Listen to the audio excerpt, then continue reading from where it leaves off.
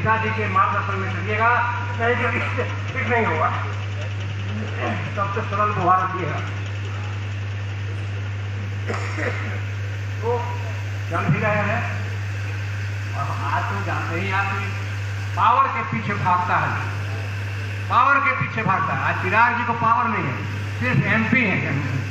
जो रामविलास जी ने सबको पूरा करूंगा ये वादा करके जाता हूँ और ये विश्वास आप लोगों को दिलाकर जाता हूँ कि मेरे नेता मेरे पिता ने हाजीपुर के लिए, हाजीपुर की जनता के लिए जो कुछ भी किया उससे 2 कदम आगे ही आप मुझे पाएंगे, मुझे किसी चीज में कम आप नहीं पाएंगे।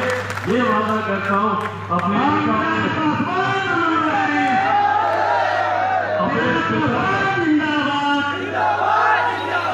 पिता का खून उन्हीं का अंश, उन्हीं के संस्कार है मुझमें। शहादत दिवस है, हम लोग यहाँ पर एकत्रित हुए हैं, उनको याद करने के लिए एकत्रित हुए हैं और उनसे सीख लेने के लिए एकत्रित हुए हैं। खासतौर पर हम जैसी युवा पीढ़ी के लिए जरूरी है अपने पूर्वजों से, अपने बुजुर्गों से, ऐसे लोगों से सीख लेना जिन्होंने देश के निर्माण में, प्रदेश के निर्माण में जरूरत पड़ी तो उन्होंने अपनी जान की बाजी तक लगाई, अपनी जान की आहुति तक दी, पर वो कभी इस संघर्ष बड़ी कठिन राह पर चलने से ना वो कभी डरे, ना वो कभी डगमगाए। बैकुंठ शुक्ल जी सबसे बड़ा उदाहरण देश के लिए, अपने प्रदेश के लिए, अपने समाज के लिए और सबसे बड़ी बात अपने सिद्धांत के लिए समर्पण का सबसे बड़ा उदाहरण बैकुंठ शुक्ल जी। इतनी कम आयु में, लगभग 23-24 वर्ष की आयु में जिस तरीके से उन्होंने शहादत को, वीर गति को, उस फांसी के फंदे को उन्होंने हंसते हंसते उन्होंने गले लगाया, पर ना वो डरे, ना वो घबराए, ना वो अपने सिद्धांतों से कभी डगमगाए। ये सोच आज की तारीख में युवा पीढ़ी के अंदर आनी जरूरी है, उनसे ये सीख लेनी जरूरी है। आज की तारीख में बहुत आसान हो जाता है समझौता करना, सत्ता के सुख में, सत्ता के लालच में। बड़े बड़े लोगों को मैंने देखा किस तरीके से सत्ता के सामने नतमस्तक होते हैं, अपने सिद्धांतों, अपने विचारों से समझौता करते हैं और कई बार तो ऐसे ऐसे लोगों के साथ समझौता कर लेते हैं जहां पर निरंतरता में दशकों से उनका विरोधाभास रहा, और लालच सिर्फ सत्ता का मोह, सत्ता का सुख। आज मुझे खुशी है कि मेरी रगों में एक ऐसे नेता का खून है, मेरी रगों में एक ऐसे पिता का खून है जिन्होंने जीवन के 50 साल से ज्यादा समर्पित किए देश की सेवा की, बिहार की सेवा के लिए, हाजीपुर की सेवा। पर इन 50 सालों में कभी भी उन्होंने अपने विचारों, अपने सिद्धांतों से उन्होंने कभी समझौता नहीं। जरूरत पड़ी, भाई आज की तारीख में आसान नहीं होता कि कोई छोटे से पद पर भी हो और वो उसमें से इस्तीफा दे, पर मेरे नेता, मेरे पिता आदरणीय रामविलास पासवान जी को जब लगा कि उनके विचारों, उनके सिद्धांतों के साथ समझौता हो रहा है, तो उनको एक पल नहीं लगा केंद्रीय मंत्री पद पर रहते हुए उस मंत्री पद को उन्होंने लात मारने का काम। और आज कई ऐसे लोग हैं जो मंत्री पद की लालच में ही उन्हीं के विचारों, उन्हीं के सिद्धांतों को अपने पांव तले रोलने का काम कर, उनको अपना भगवान कहते हैं, पर ऐसे लोगों की गोद में जाकर बैठ गए हैं जिन्होंने हमारे नेता आदरणीय रामविलास पासवान जी के राजनीतिक कष्ट, उनकी राजनीतिक बढ़ती चढ़ाव को मिटाने में जिन लोगों ने कोई कसर नहीं की।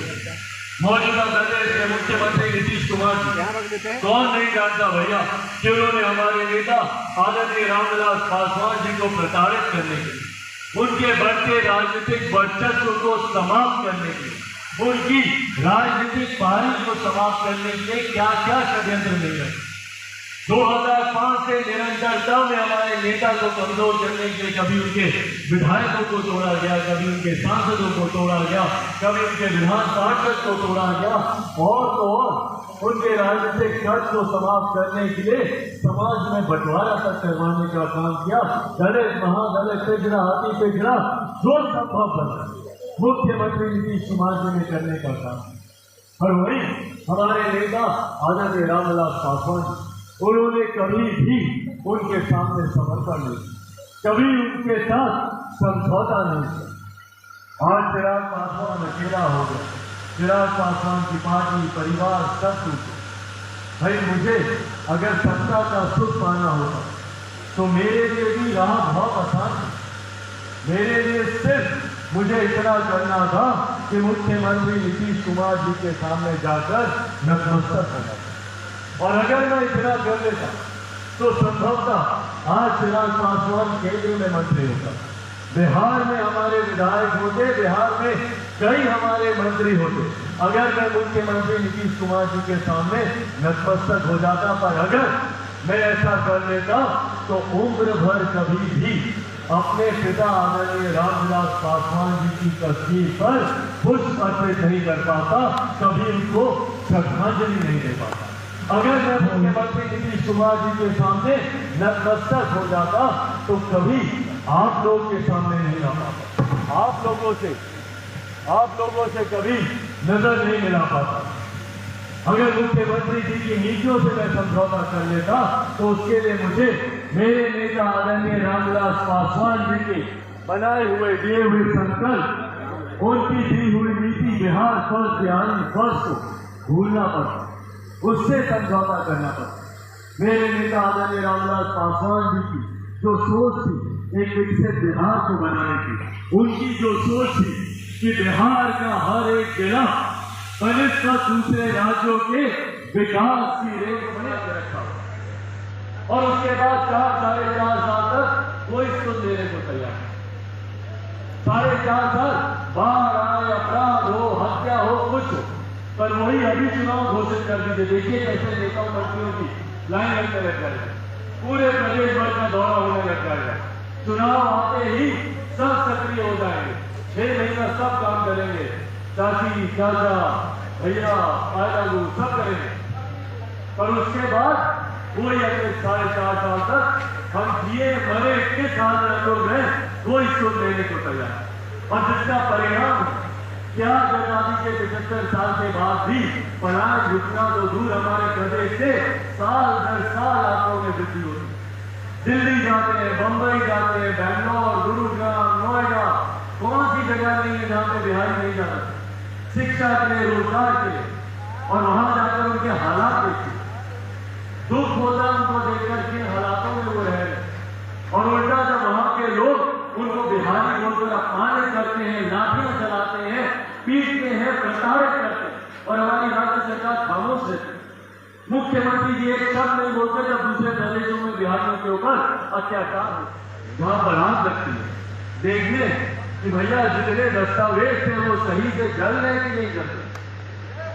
भाई कोई सबूत बाकी तो नहीं रह गया जो कल को उनके लिए मुसीबत बन सके, वहां पर तुरंत चले जाते।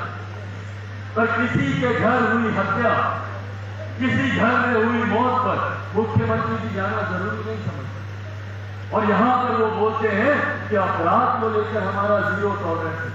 एक अपराधी बता देना जिसको सजा मिली हो, दूसरे राज्यों में चले जाइए, 90-92% है दूसरे राज्यों में कन्विक्शन रेट, मतलब 100 अपराध होंगे तो कम से कम 90-92 लोगों को उसमें सजा मिलेगी। बिहार में मात्र 7%। हम सब गवाह हैं भैया इसके। कितनी हत्याएं हुई है यही हाजीपुर में, जहां पे मैं गया हूं, बस वही 2 दिन में गिरफ्तारी, 4 दिन में गिरफ्तारी, 5 दिन में गिरफ्तारी, और अगर गलती से गिरफ्तारी हो भी गई तो 2 दिन के बाद तथ्यों के अभाव में, सबूतों के अभाव में छोड़ दिया था। क्या इस दिन की कल्पना की थी हम लोगों ने जब आजादी पाई थी?